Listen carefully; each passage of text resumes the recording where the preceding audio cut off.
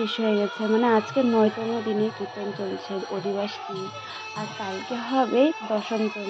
আর আমাদের গৌরীতে আশ্রমে 10 দিন কীর্তন হয়, অধিবাস থেকে একদম মহাসব পর্যন্ত। তো দেখো সবাই মিলে সবজি কাটাকাটিতে লেগে গেছে। কালকে অনেক ভোগের বাটা সাজানো হবে, সাথে অনেক খিচুড়িও খাওয়ানো হবে। আর এইসব কাজ তো পাড়ার মানুষ মিলে করতে খুব ভালো লাগে। তো মা কাকি ওরা আমাদের পাড়ার যত মানে বড় বড় জেঠিমণি আছে, কাকিমণি আছে, সবাই মিলে ওরা সবজি উবজি কাটছিল।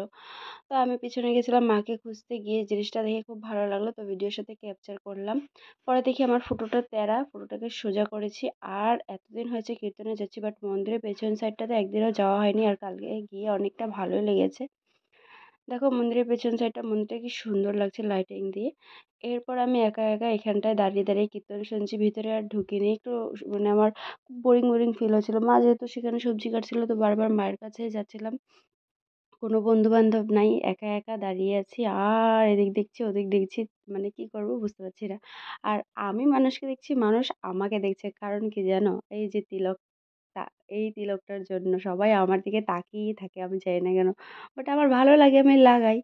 তো আবারও আমি গেছি, কি হচ্ছে ওখানে দেখতে। তারপর দেখি এখনো সবজি কাটাকাটি শেষ হয়নি, আবার কেউ কেউ এদিকে সবজি ধোয়াও স্টার্ট করে দিয়েছে।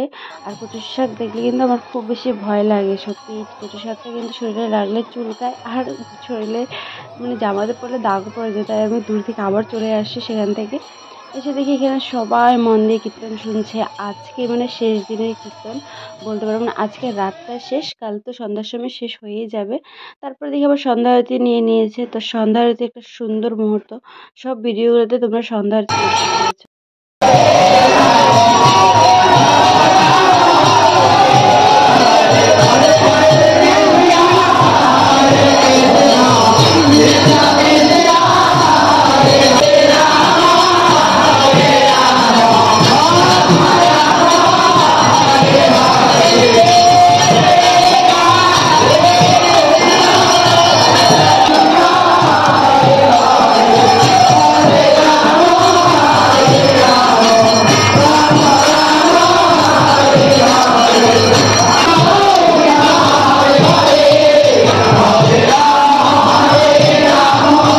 আরতি চলাকালীনই পট করে আমার চোখে পড়ে যায় এই সুন্দর কিউট গোপুসোনাটা।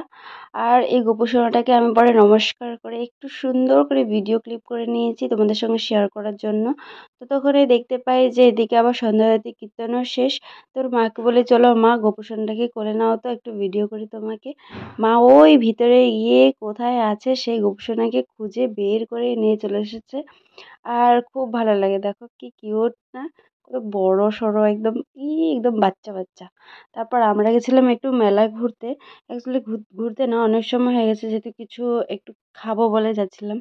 তো রোজ দিন তো মেলার খাবার এত বাজে খেয়েছি, তাই আজকে ভাবলাম এই আঙ্কেলের দোকান থেকে এগরোলগুলো খাই, দেখি তো দেখতে খুব সুন্দর লাগছে। সত্যি দাম ছিল 30 টাকা করে, বাট খেতে খুব ভালো ছিল। যেটা ভালো তো সেটা ভালো বলবো, যেটা খারাপ সেটা খারাপই বলবো, তাই না? তারপর মায়ের জন্য নিয়েছিলাম জিলাপি। মা যেহেতু এইসব এগরোল পেগরোল খায় না, মা মা সবসময় জিলাপি আর নিমকি এইগুলোই মার মেলার খাবার। তারপর মা আমাকে বলে, তুইও একটা খা, একটা খা। তো আমি কিন্তু জিলাপি খেতে একদম ভালোবাসি না, মিষ্টি। তো তাও খেলাম, মা যেহেতু বারবার বলছিল। তো জিলাপিটা খেয়ে যখন মুখটা নষ্ট হয়ে যায়, তারপর আমি যে ফুচকা খেতে, টক টক ঝাল ঝাল ফুচকা খেয়ে মুখটাকে ভালো করে চলে আসি কীর্তন শুনতে। তারপর দেখি দিদিও চলে এসেছে, হঠাৎ করে কোনো ফোন নেই টোন নেই। তো দিদির সঙ্গে এবার আমরা সবাই মিলে কীর্তন শুনছি। রাত তখন বাজে 10:30 থেকে 11:45। হ্যাঁ, কারণ আজকের দিনটাই তো শেষ কীর্তন, তাই একটু রাত করেই বাড়ি ফিরবো না হয়। তো ভিডিওটা এই পর্যন্ত। ভিডিওটা ভালো লাগলে অবশ্যই একটা লাইক কমেন্ট শেয়ার সাবস্ক্রাইব করে দিও। দেখা হবে নেক্সট ব্লগে, ততক্ষণের জন্য সবাইকে টাটা, বাই।